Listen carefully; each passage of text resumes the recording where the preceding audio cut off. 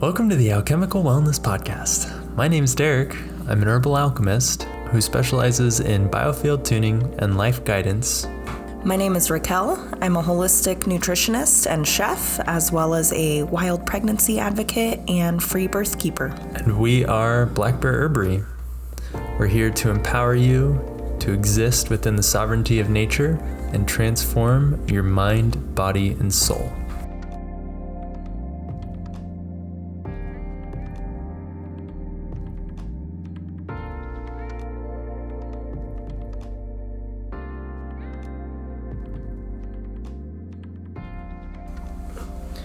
Welcome back to the Alchemical Wellness Podcast. We have a special interview today with Patti Hitchens. She's a local wise woman, a mother, grandmother, friend, sister, gardener, wildcrafter, herbalist. She's an amazing community resource and has been an amazing coordinator for the Newport community. And she's also a proponent of home birth, and she's an artist. She's been subverting the dominant paradigm and hacking the matrix since 1961. This is a pretty great conversation that we have for you today. Before we get started, I just want to say that there is zero shame to anybody that is living a different path than what we're talking about, and to just maintain an open mind and, accept the information that flows and resonates with you, and kind of leave behind what doesn't. So get ready for a wild ride, and I hope you enjoy this hour and a half conversation. What was part of your decision to want to birth at home?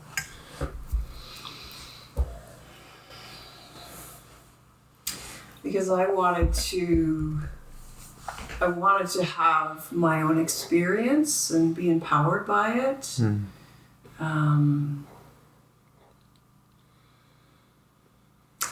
See, I'm freezing up here. I know. It feels so different, doesn't it? It's weird. Nothing has changed. This is where the possum I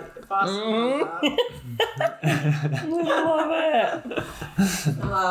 I just thought it was a healthier option. And I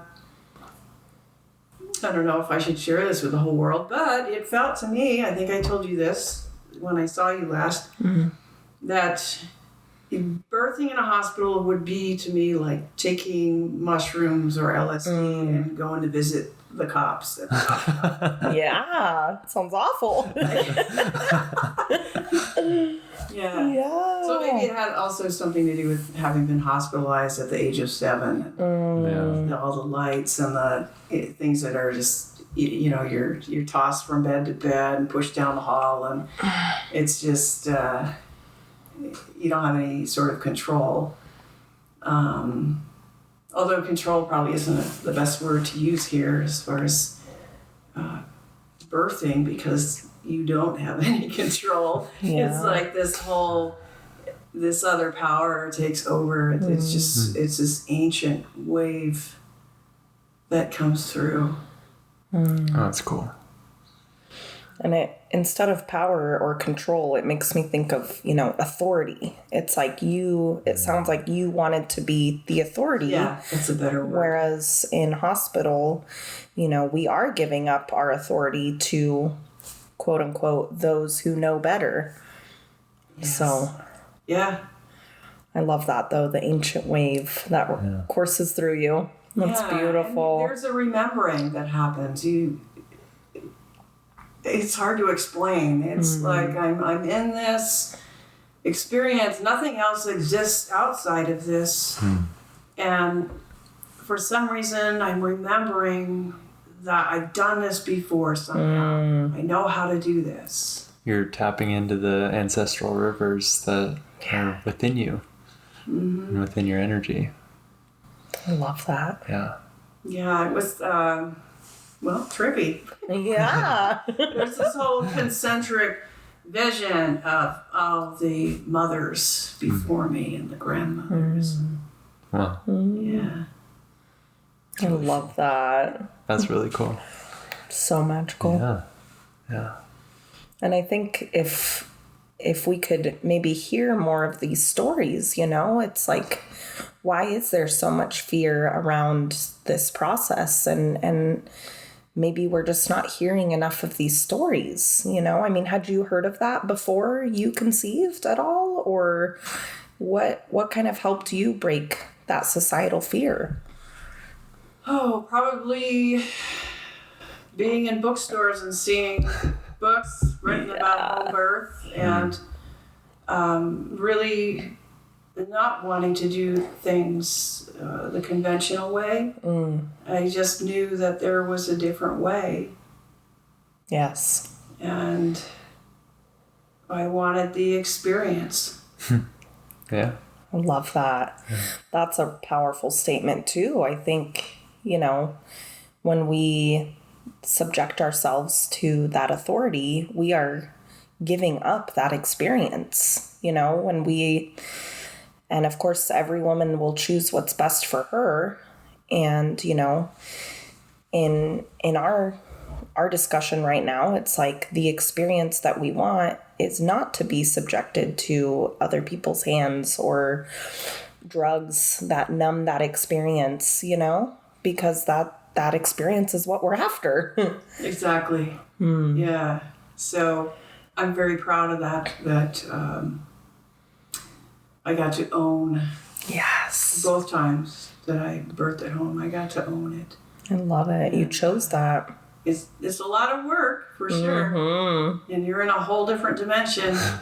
And you're directly communicating with the portal. Mm-hmm. So. Yeah, and there's so much light to be able to be conscious and not knocked out with drugs. No, none of that intervention. You can actually see, well, for me personally, I could see their auras. Wow. As they showed up. Yes. My daughter's was golden. Wow. And my son was this shade of blue it's almost a lavender color. Yeah, I'm remembering. It's amazing. That is incredible. So that I was conscious and I can remember that. Wow. Yeah. And even 30 years later. No screaming and it was just calm. Lighting was low. Yeah. And I got to hold them immediately. What a beautiful way for the child to experience their own birth too. Mm-hmm. That's amazing. Yeah. Their eyes, when they look at you that first time, there's so much wisdom. They're old. Mm-hmm. Yeah. Wow. So magical. I love that. Do you feel like your children, their souls before conception even, do you feel that they impacted your decision? Like, was part of your decision to birth in the way you did influenced by them, do you think? I kind of believe that you choose your parents. Mm-hmm. And I feel like I had contact with them before they were born. Absolutely. For years. Wow. And both were conscious. I knew the moment that I was pregnant. That's awesome. Another one of those undescribable, trippy things. Involves an electrical charge. Yeah. And it's sparkly. And your crown chakra just opens up. Yeah. Okay, it's happening. I love that. That's so cool. Yeah. Yeah, the body is electric. And I think having that connection to yourself and to nature and the spiritual world, it's like, again, you are harnessing your own authority. You're harnessing your own sovereignty. So I think that all of us have that power. All of us have that capability. And unfortunately, society tries to rob us of that, you know, by asking us to give away our power and authority. And so, particularly in this example, women are robbed of that experience of knowing the moment they've conceived and knowing years before that the soul was contacting them and rearranging life circumstances to be the way they wanted for them to come into the world.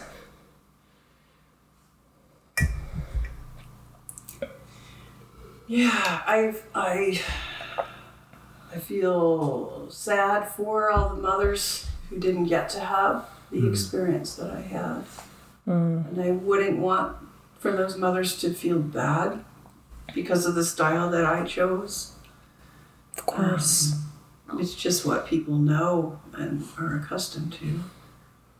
And I guess I was just born that way, being different and not wanting to stay in the straight lines. Mm-hmm.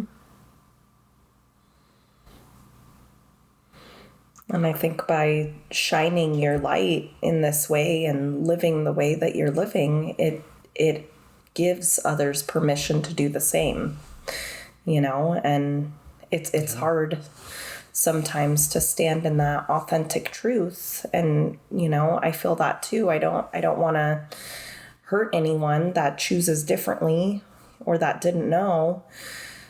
And at the same time, I think it's important, and I'm so glad that you're sharing your truth and your voice, because that ripples out into the collective. And I can only imagine that had something to do with, you know, my decisions and other women's decisions to come of, you know, wanting to live differently because women before us have had that energetic ripple that we're now tapping into. Just like you said, the concentric line of women, it's within all of us. Yeah. And men, you know, it's the divine unity of masculine and feminine and bridging that, really. Kind of diverts the topic, but that's valid. Well, thanks for having me here. I feel a little awkward with the, you know, microphones. I know. I'm glad to be sort of coming out at this age, with being able to share my knowledge. It's beautiful. It takes a lot of strength to step out. It does. It does. 100%. And it's like, sometimes you feel it, but the throat chakra like is sore after having all of that and releasing that authentic truth and not being afraid to speak and be heard. Like, I think what you're doing and that you're willing to even be here is such a amazing step and so important to everybody, not just in the community, but like as in the world. You know, you're giving a voice to women who have chosen to be different, and you know, those who might feel scared to be different, and empowering them to embrace that change and lead the way. Right. Beautifully So for all of you listeners out there, I encourage you to step outside of the matrix and do your own research. Don't just Google everything. Look for the old books. Yeah. Find the wise women. And find the wise women. Right. The encouragers. Yes. The empowerers.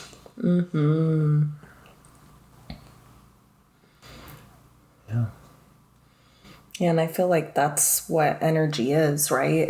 I just picture ripples in a pond or something, you know, it grows, those concentric circles again, they grow outward, and, you know, it's like shouting into a cave and eventually hearing the echo come back. It's, you know, by voicing our desires and our authentic truth, I do feel that that's going to eventually hit another energetic being, another person, and that will reverberate back to us. And eventually we do become attracted to the people that we need and want to commune with, essentially. Masaru Emoto says in the book I was just reading, he talks about the water cycle and how it takes about 30 years for the water cycle to fully complete. So when you're infusing intention and like positive vibration into the water in that moment, and that could be like water particles in your vicinity, not even like a cup of water, you're basically sending that water particle out into the universe, and it's completing a cycle and entering somebody else. Wow. Essentially. And you're inspiring a random stranger who you've never met to do something different and to be fresh and new and high vibrational and 30 years in the future. Yeah. I'm 31, so it works, Patti. Perfect. Thank you. That's amazing. Have you ever read the book, The 100th Monkey? No. Oh. It's similar to that. There was a study that was done with monkeys, and I guess a group on one island was given, they would just eat their yams, and then the group on the other island were washing their yams before they ate them. And this may not be accurate because it's been years since I read this book, but somehow through the mass consciousness, the other monkeys on this other island they picked up on that vibe, so to speak. Started rinsing their yams. So everybody was happy eating their clean yams. Yeah. That's what I was talking about earlier today. Like, it's the energy that we're putting into the consciousness, the collective consciousness, is imprinted into the next generation. Right. So, like, we're using technology as the example, but kids who are growing up in the technological age understand how to use technology from such a young age because we have taken the time to learn it and to experience it and figure out all of the things, and then they're just accepting the imprint from us and understanding how to do it. The 100th monkey effect. Wow. Yes. Yeah. That's cool. Amazing. Yeah. But again, it's one of those things of focus and intention. You can be so distracted by everything that you're bombarded with. Yeah. I feel like I've lost my way a few times, more than a few times in my life, but then I always come right back to this place. It's really, again, it's work to stay. It is. In that place of focus. Yeah. Absolutely. It makes me think of a compass, it always finds true north if you let it. Yeah. Without the interference, though, that interference can really drive the needle off in a different direction. Yeah, I think that's why it's so important to have solitude and have a place where you can go, or more places than one to go, where you can clear all that from your field and get realigned. Establish a connection with the earth. Detox your energy. Right, and it's like the earth, holds all of that ancient knowledge and wisdom. So by connecting with the earth, we're just tapping into that ancestral knowledge and the intuitive wisdom. And like, I love how you've shared some of your stories of growing up, like living in the woods at Priest Lake, and just it feels to me like a connection to nature has always been really important to you. Oh yeah, big time. I lived for a time in the Pine Barrens in southern New Jersey, and we had chores that we did in the morning, and we'd have breakfast, and then we would just run down to the lake and swim and be out in a rowboat. There were trails, and we just ran barefoot all summer long. And Mom would call us home for lunch. We'd have lunch, do the chores, whatever we had to do. Turn the compost, feed the chickens, have that push mower. I love it. Powered. Yes. And head back to the lake. I remember being hungry all the time because you're constantly burning calories, running, Yes. climbing trees. But we had beach plums. We had blueberries everywhere. Wow. There were apple trees. The neighbors' gardens. Don't tell them. We had a big garden, but there were certain things my mom didn't grow, and we could go shopping at the neighbors' gardens. I love that. They probably knew about it. Oh, yeah. There's those feral kids again. Yeah, and so there were Venus flytraps, and I was just always really fascinated by the plants, and just sitting in a tree and just looking at everything from the vantage point of being up in a tree or being in the swamp and seeing those skunk cabbage and big pitcher plants, which are also insect eating, I believe. Wow. There was a waterfall and just, lots of snakes and turtles and fish. Cranberries in the fall. Oh my gosh. Yeah, and something called tea berries. And it was used, they taste like wintergreen. And you probably need to edit this part, but I started smoking cigarettes when I was 10. And in order to keep my parents from smelling, Oh, yeah. so I would chew mint and tea berry. And then just to be sure, I would chew on pine needles. Perfect. Nice. Still got That's great. Yeah. I love it. Yeah. Oh my gosh. Kids, don't try that at home. Yeah. Perfect.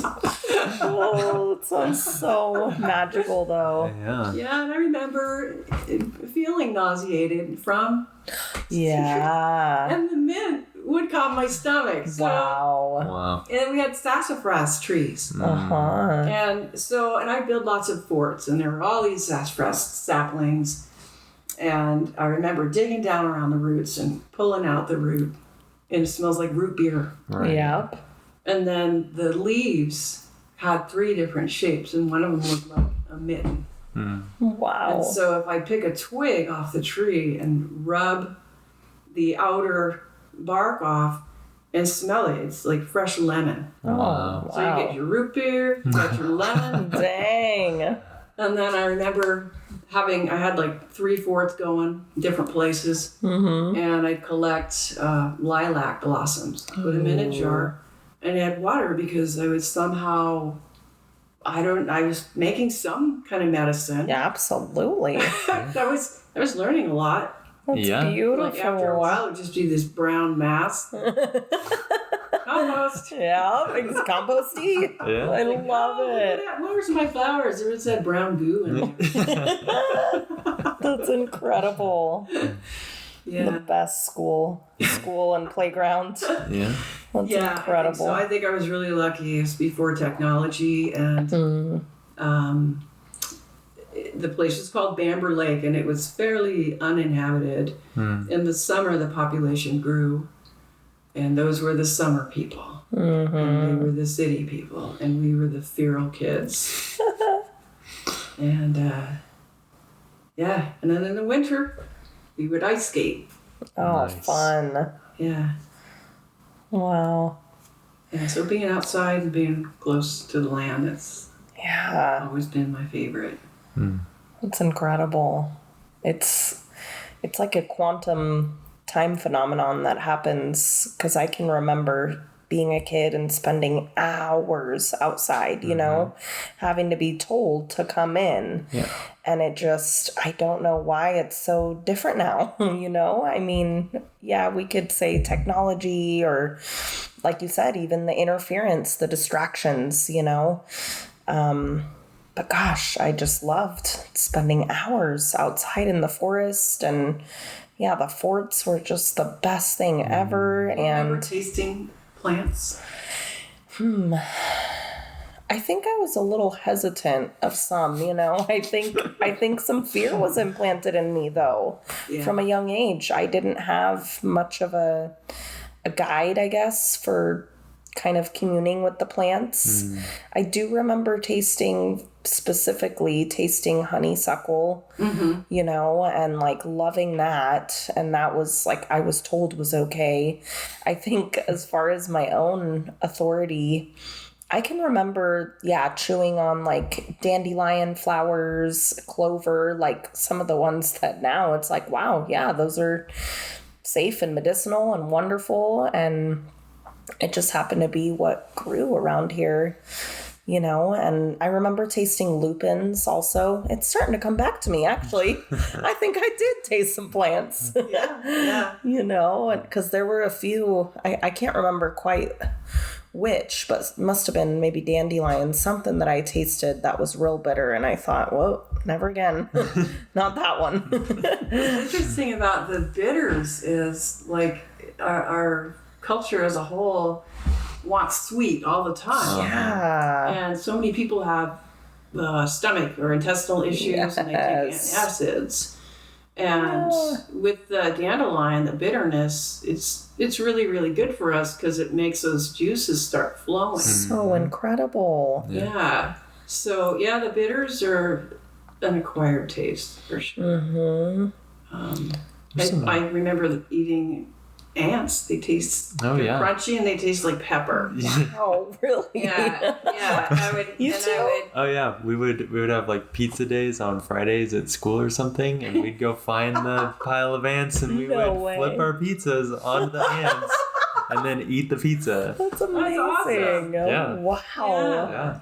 Yeah. My kids tell me that when they were little, that we used to make these burritos out of comfrey leaves. Oh, nice. And I know we're all told that we shouldn't eat comfrey. Comfrey is so good for you. It's amazing. But my kids grew up using the leaf as a burrito. I love it. So they would fill it with edible flowers and chives and different herbs and roll it up and, here, Mom, here's a burrito. Well, they told me years later that they would put bugs and worms in there. Nice. Extra protein. So I don't even know if they were really doing that, but it was fun when they said, hey, Mom, guess what? Oh, so cute. Oh, I love that. That is so cool. Definitely remember making mud pies, Mud pies for the win. Yup. Yeah. Yeah, I remember smashing green apples with a hammer and mixing them up with something else.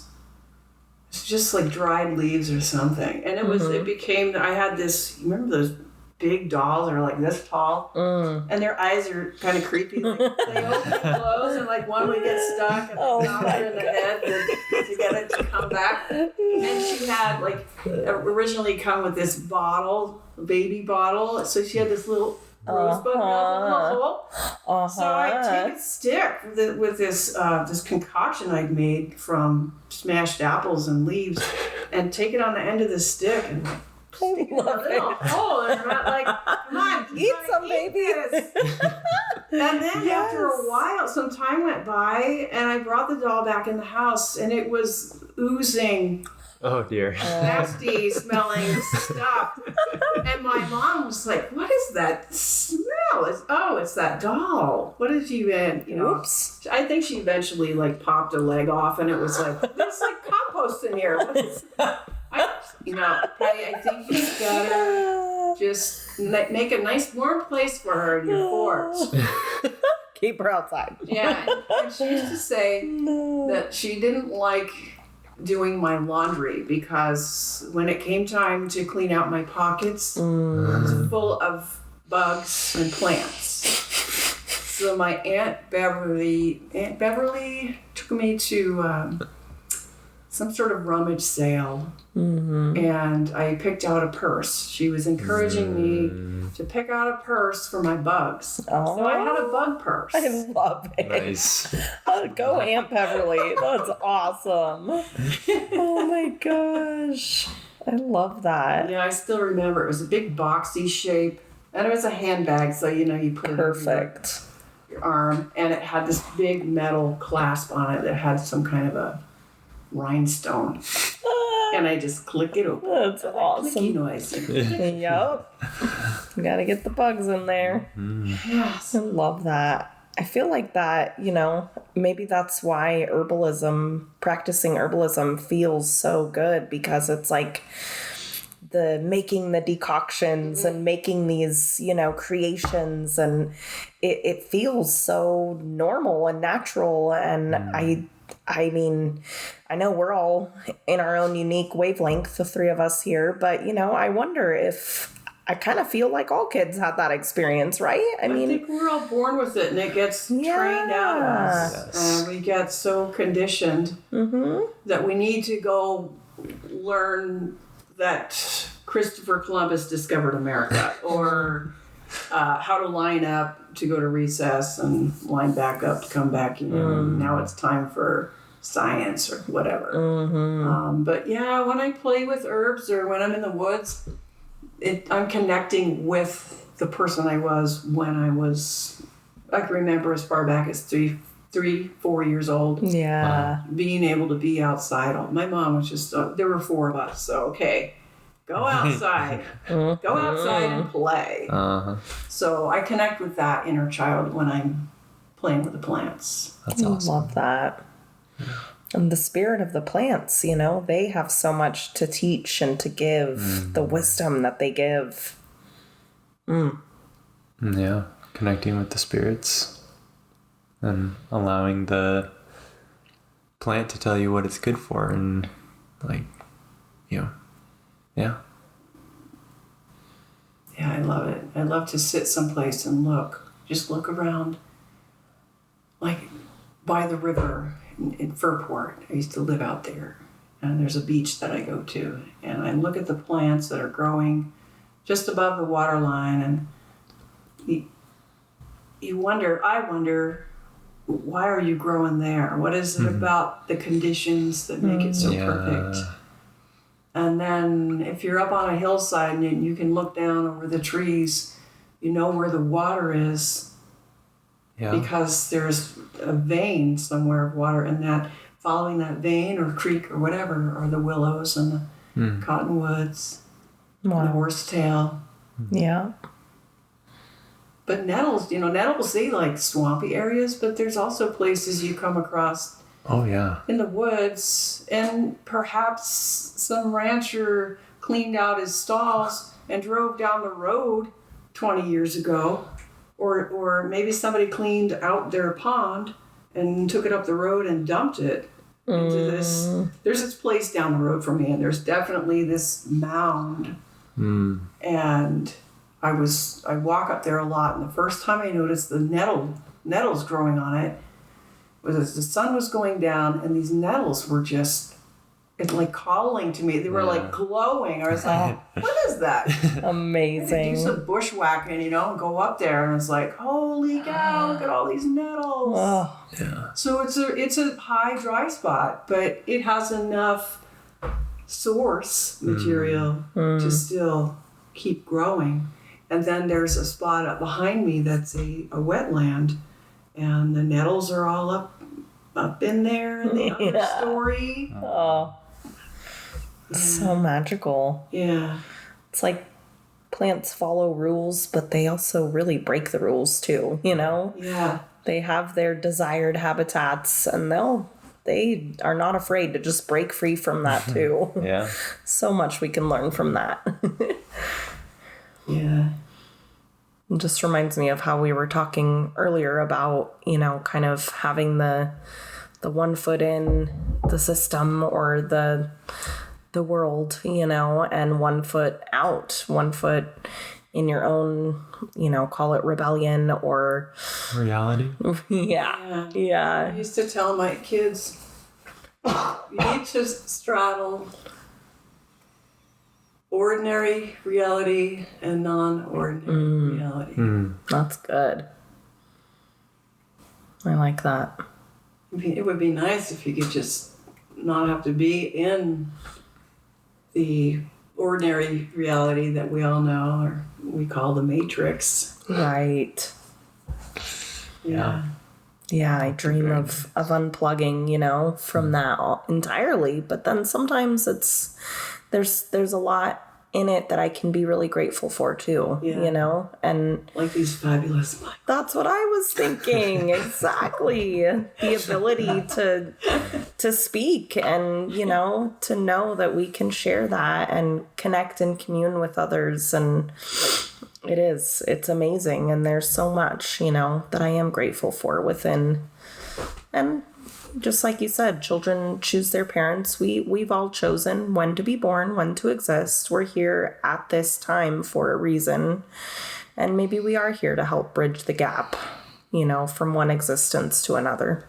I mean, I think a lot of it is also utilizing the air quotes ordinary tools for the non-ordinary benefit. Mm. And that creates that bridge and the gateway to merge the two worlds in a positive way. And like, you know, we're not sitting here bashing something or contributing to the shame spiral that the universe is, or that the earth is kind of on. We're trying to raise the collective vibration, and we're bringing, you know, a healthy message and positive outlook and, you know, an alternative viewpoint to the world. And if somebody doesn't agree with the viewpoint that we have, there's absolutely no shame in that. And, you know, they have their own path for a certain reason. And it's just utilizing the tools that everybody has access to and focusing your intention and allowing that to flow. So good. And who knows, we could be planting seeds for someone 30 years in the future or more, you know? Yeah. The memory of water and the cycle of water being on around a 30-year cycle, it's mind-blowing. Water is memory, so. Absolutely. Yeah. Cheers to that. Let's have some water.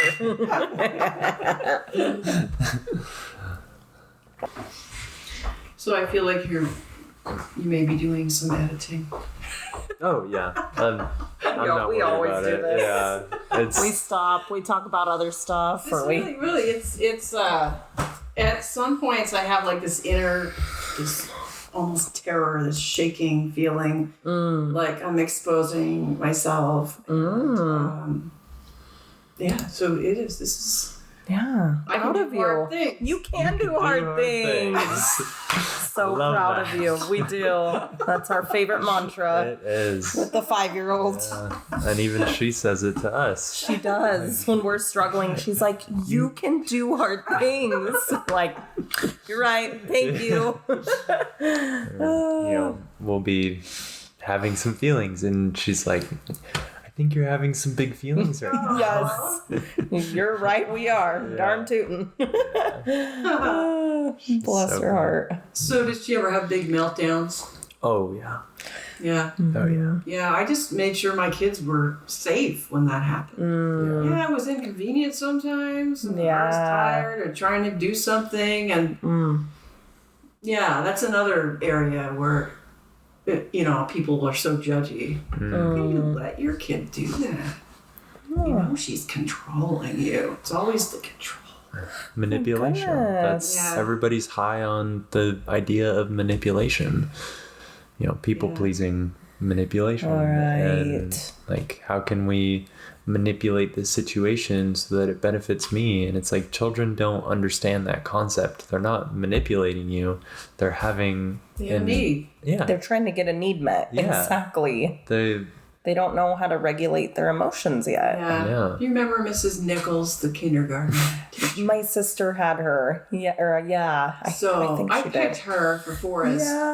Because Forrest is so sensitive, and I thought, she seems really sweet. Well, I was disappointed somewhere down the road. Oh, dear. Because, a parent-teacher conference, and he missed a lot of school. She was like, he needs to be here. He's going to fall behind. It's like, as if that's he does not. You know, anytime I could get him out of that school, I got him out of that school. Yes. And so we're at the conference, and she says, Forrest plays possum. Cool. I mean, well, when we're all doing a project, he'll go over there and lay on the floor and pretend to be asleep. Like, that's great. Sounds awesome. He knows he's had enough, and he needs a break. A rest. Yeah. Absolutely. Yeah, and like they made him feel like there was something wrong with him. Right. Oh my gosh. So do you remember Pat Afton? She had two girls that they were like the original goth girls in Newport. Nice. They're really cute girls, but they like she just indulged them in whatever fashion. Cool. And anyway, she was like a special ed Title I teacher. I really liked her. She had sheep, and she was a weaver, and cool. And so I found out about her program. It was called the Friendship Room. Aww. And in my mind, it was like anything to get him the fuck out of it. The Friendship Room. Sounds great. Let's hang out and have a snack, do some art, do some drugs, go for a walk, whatever. Right. So I found out years later that Title I status followed him all the way through. Oh. So it was like this sort of tarnished thing, like, special needs, Yes. He's not. He's extremely intelligent. Yeah.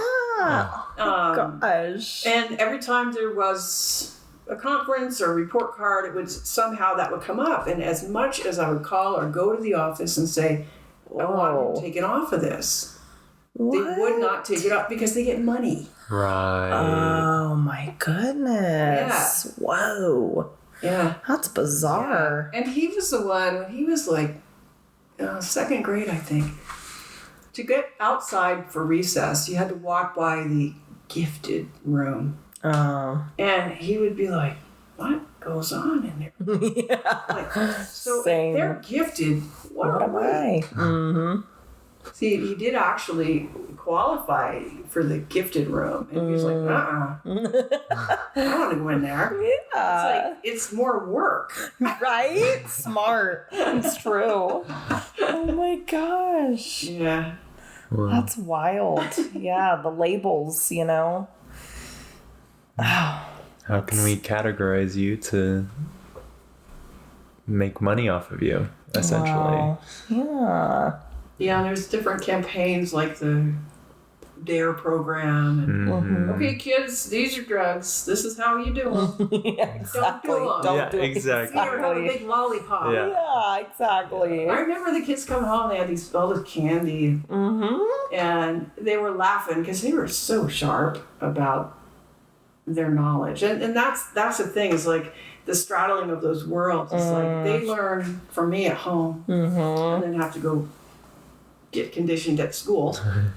And they come home with the candy, the lollipops, and it looks like the DARE dude was there today with this sniffing dog. And yeah, so they would do this whole parody of, hey kids, don't do drugs. Do sugar instead. Yes, exactly. Wow. So they know. Wow. Yeah. That's amazing. It was hard for them sometimes. Like when Jazz was in second grade and it was, Columbus Day, and who knows about Christopher Columbus? And, he discovered America. And so the teacher picks Jasmine and, stand up and tell us what you know. No. He did not discover the New World. He invaded it. Yes. That's awesome. And she came home and she was mad. She was crying. She's like, Mom, it's not true. Right. That's not what they told me in school. Yes. Oh, yeah. Gosh. Yeah. It's almost like an identity crisis. Like, who do I believe, Well, it makes you not trust your parent. Yeah. Right. If you see your family parent division. doing this at home, tell the DARE dude. You get a lollipop. You'll have parents, but you'll get a lollipop. Yeah. Oh, man. But yeah, it's like what makes the kid trust the school system more, than their own parent. It's like, well, school said this, and this. Yeah, they force authority on little minds. Yeah, and then segue a few years forward, and it's Mr. Fauci. Ouchie fouchie. Exactly. Because he said so. He said so. We all got to get in line and do That's right. this. Yeah. Or even the white coat syndrome, you know? Yeah. Someone in a white coat told me it must be real. Yeah. They've got an alphabet at the end of their name. Yeah. Gotta trust them. Exactly. Yeah. Yeah. Crazy. And they've all been educated in these higher learning institutions that are funded by big oil, basically, and big pharma. It's wild how people just don't even see it, though, you know? But I can remember personally being, you know, you talk about straddling the two paradigms or two realities. I can actually remember my own perspective, because it wasn't that long ago, where I was more in the other paradigm. So I don't know if you've ever experienced, it sounds to me like you've kind of been on your path for a solidly long time. A really long time, but That's it's amazing. There's that chameleon-like thing, you know, where sometimes you have to pass. Yeah. Right. So I did go through times where I felt like I had to conform. I don't like that. Right. It robs you of your power. Absolutely. So I'd say most of my life, I've been in and out of it. And the age I'm at now, it's like this winter it's so dark, and I'm not complaining because there's a purpose for it, and it makes you introspective. And what I'm working on now currently is a narrative that is less victim-like and less name-calling. It's a lot of work, and it's because it's like there are some more dimensions than the two non-reality and ordinary. There's so many different realities, and I just feel like there are so many veils being lifted. Yes. And having this awareness, it's a blessing and a curse. 100%. Yeah, because I can sit in a room full of people and they're having this conversation that's it's in this one dimension, and I have like all these. It's almost like fly vision. It's like fractals, Right. that I'm aware of, and it's hard to share with certain people. Absolutely. The capacity isn't there, and not that I'm putting them down. But I think that you reach that place of awareness by going through these portals that our ancestors went through without intervention. I think that's what brings more of a consciousness factor. That's really good. Yeah. Have you noticed a difference or shift in herbalism in the more recent present compared to like even when you were just growing up playing with plants, you know? I didn't know what it was back. You never heard that word. Right. And then in the 70s and 80s, all of a sudden it became this sort of underground hippie bar fair thing, and all the cool groovy people were into herbs. And I notice now, currently, 2023, if you go online, there's all kinds of courses you can pay for and become an herbalist, which is really cool, I think. It's almost a little boutique-y, though, in some situations. Yeah. So, yeah, there's a big difference. And I'm really happy that people who might not think about being an herbalist know it's there. It's like become a mainstream thing. Having access to the information. Right. Basically. Right. Yeah.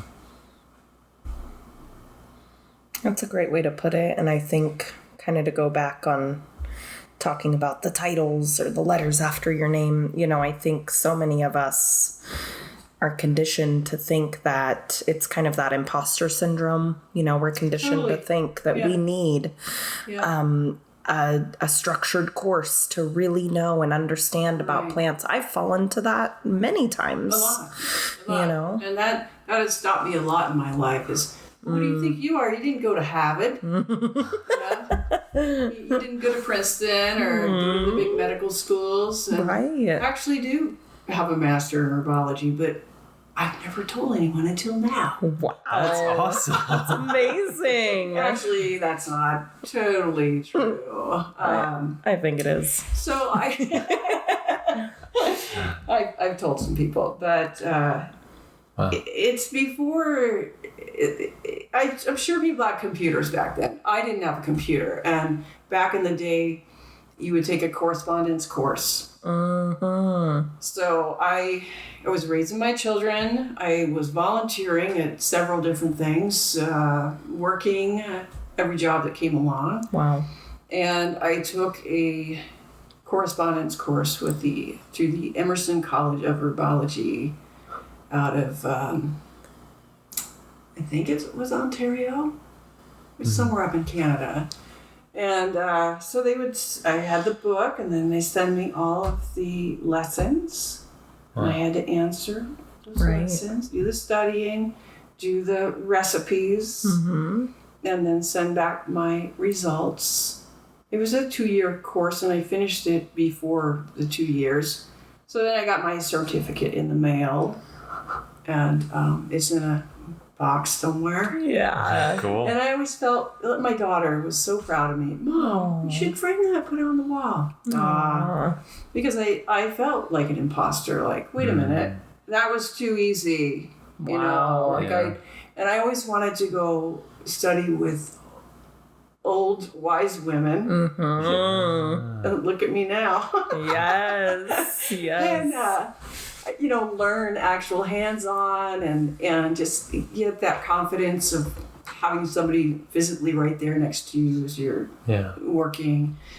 I just think all of us have the capacity. I think we're all born herbalists. Absolutely. We just know. It goes back to playing in the woods as a child. You just know. Yes. So if you grow up and you live in a housing development and you're never allowed to go outside, or you don't want to go outside because you have a big screen, and you live in fear because somebody might steal you, or you, I don't know, could get hit by a car, whatever. So you go from this place you live has no soul. Basically, you have a lawn and some shrubs. And the lawn is treated with chemicals. And there's just not a lot of overstory. There's not big trees, and you don't have miles of trails. So you're really cut off. There's concrete, asphalt. And then you go to an institution, which is school. Yep. And you learn all this stuff that separates you from the earth. Yeah. Oh. It makes me feel excited, and also this responsibility as a parent, and parent to be wow, we gotta get him out there more, I gotta get out there more, it is important for children and mothers, fathers, families, that there don't seem to be resources. It seems like it's invisible. Like, you're not meant to find that support. You just need to go to the hospital and do what they say. So, and I recall when I was, I was a mother, pregnant, wanting to raise healthy, conscious kids. I really had to seek those people out. I had to really form a network. Yes. And I don't see that so much now, even though we have the computer and we have Zoom, whatever. The way I did it was I would get Mother Earth News, any publication that had to do with parenting. Mothering Magazine was my, a lifesaver, a lifeline for me. And I'd open up to the back to the classifieds, and there would be personals, there'd be correspondence, even little companies, little cottage industries. Yeah. I would write to their address and say, I live here. Do you know anybody that's like Janine Parvati? I wrote to her. That's so cool. And said, this is where I live. Do you know any midwives in this area? Right. Yeah. And that note is in that book. Yeah. Wow. That is amazing. That's so cool. I think that we need so much support. Yeah. Mm. It's really crucial. Yeah. In a world of connection, we're so separated. Yeah, exactly. Yeah. Yeah. Well, this year, 2023, is supposed to be a real big rebirthing of community. And, I think I read in my Wee Moon book about Pluto transiting into Aquarius. And Pluto's transits, it's something like a 700-year transit. So the transit that we're making right now is, rare. Yeah, paradigm shift, exactly, compared to our lifetimes. Huge, but really just, Aquarius is that sign of like community and communing with one another, and we're not meant to do these things on our own. And it's real bizarre how in this world of connection, we have all these Facebook groups and different things we can be a part of, and we could correspond to anyone, in a matter of seconds with no real thought or effort. But do we? No. And, it just feels so different and somehow less accessible, which is just strange. Yeah. It is. Yeah, let me take a picture of my lunch and I'll put that on there. Yeah. Have you seen that meme of it's an apple and it's like how social media can lie, basically. Right. Like, you take a picture of this apple from a certain angle, it looks so beautiful and perfect, but you see the back of it is rotted or somehow somebody's bitten it or something. Yeah, absolutely. Yeah. I mean, I even do that too. I'll take a selfie. It's pretty rare for me to, there's some on my Facebook page, but it's pretty rare for me to do the selfie. And usually when I do, it's like I'm laughing. And love it. I love it. Because, some people don't expect me to even be on Facebook. Right. So I have fun with it. Yeah. Good. I like to repost all those encouraging. You're so sweet. Articles. Yeah. Well, and I think it's a tool, just like anything else. It's what we choose to do with it. It can rule our lives in a negative way if that's how we're choosing to look at it and view it. But it can also be used for good. And, I love that. I do feel inspired to reach out and have more community connection, and I think, like you said, going back to just even forming those resources and that community within our own, right here, our own little forest land, and connecting with others. And you get the kids together to play. That's one of the arguments you hear about homeschooling is, they have to socialize. Oh my gosh, don't get us started on that. Right? You need to put them in nursery school, Head Start, and then start the whole, run of 12 more years, plus college. Right.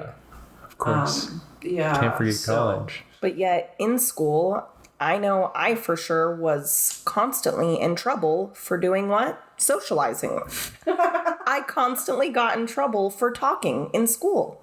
So it's like when someone says that argument, I roll my eyes. I laugh. It's like school is not meant for socialization. School is meant for indoctrination. Yes. Woo! There's our bumper sticker. You guys at the same time. Good job. Yeah. It is though, it's a facade of socialization, but it's not, because when we have, our daughter's friend come over and they're spending 6 hours of the day, they're laughing and playing and they're socializing. And they play some games and they get bored with the technology and they'd rather play a board game and pretend to sword fight and, take up a whole piece of paper on the whole floor and color. And it's like, that's socialization. And we're not sitting there telling them, oh, you guys got to go do this now. Like, the only direction we gave of the whole night was like, it's time to let's eat some food together, because it's important for us to commune and socialize in that way. But it's, we're not ridiculing them for using their voices out of turn, and they can be however they want to be, and that's as loud as they want to be. Way more socialization than they'll get.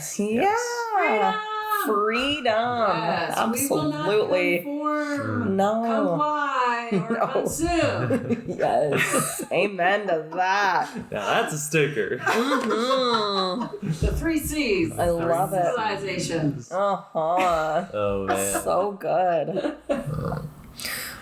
Well, I have one question I want to ask to wrap things up, and then I'm ready for some lunch.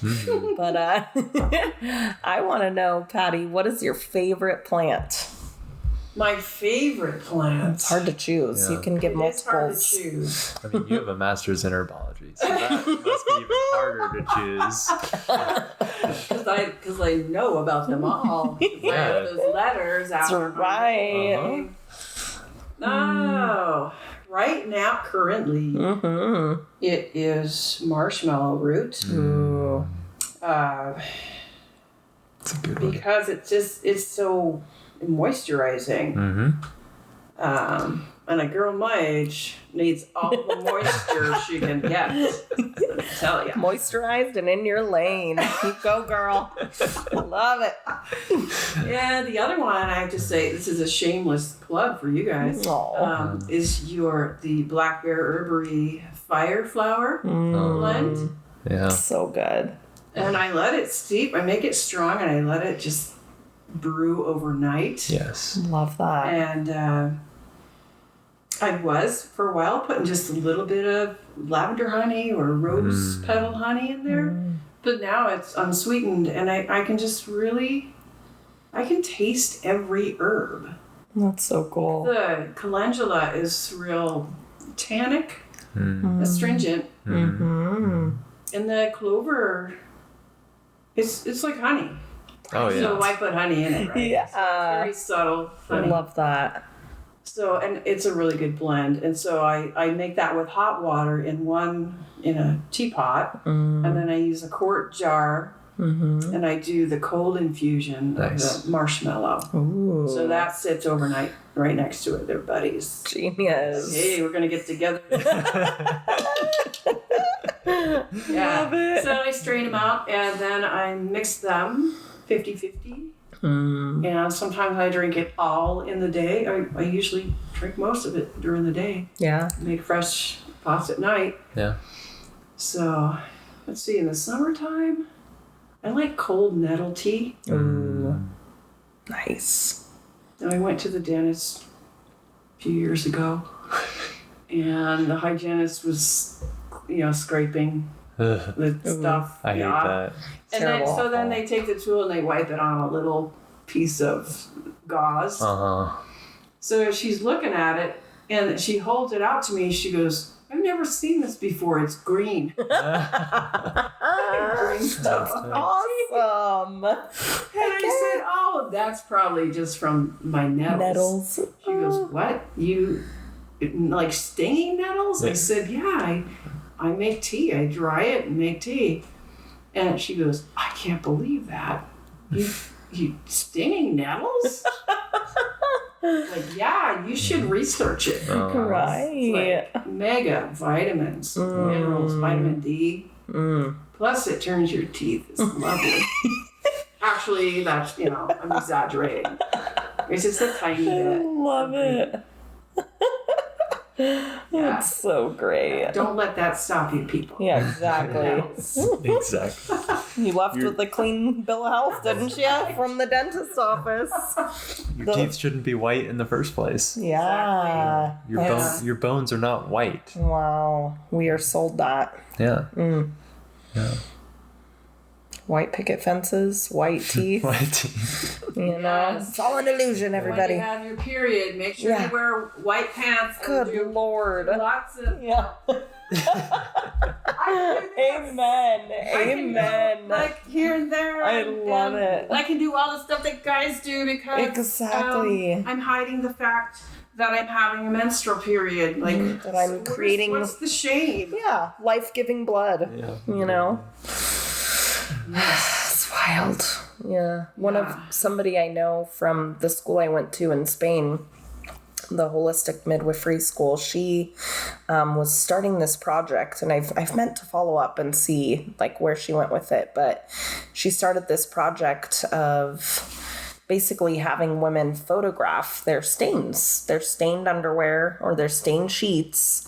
And she was like compiling it as this kind of anthology of, you know, let's break this shame around this. Like, this is life-giving blood, and why are we so ashamed? And I believe that. And I still found myself this last summer trying to scrub a stain out of my mattress, you know? And it's we're like, ashamed of our blood, then it takes our power away. And I think it's designed that way. It is. It is. Because, hey, baby, I got a magic portal in my body. I can push a human out of it. That's right. That's pretty impressive. It is. Absolutely. And if the body is, 90% water, then if we're constantly exposing ourselves to the vibration of shame, it completely deteriorates our own it's vibration. Really low frequency. Yeah.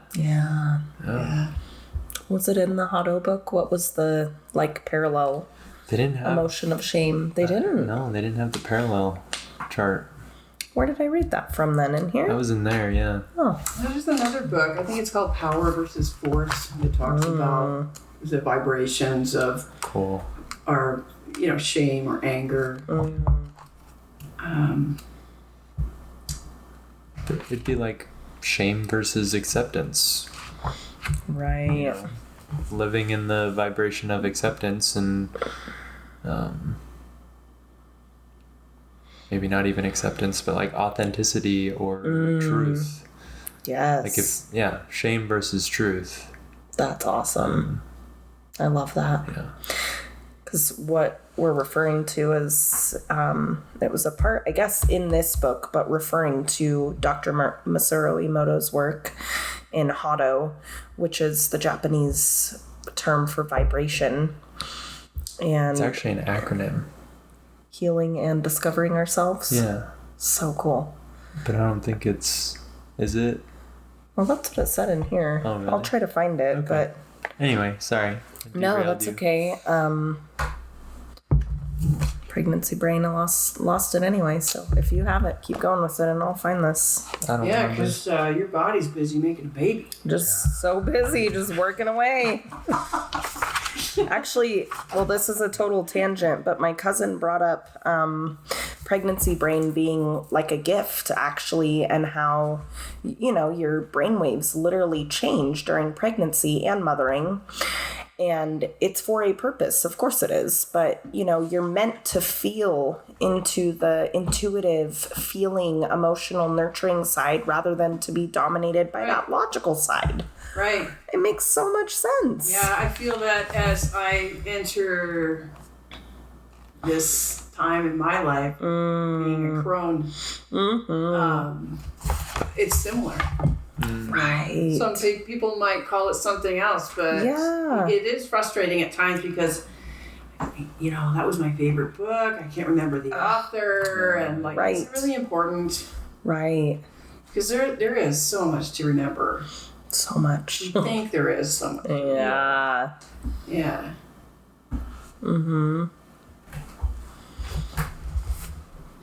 Yeah, so he talks about in Hotto the foundation of everything and all phenomena.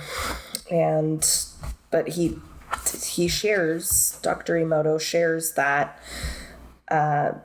there's emotions that are holding the same Hotto of positive and negative. So their vibrational signature is actually the same.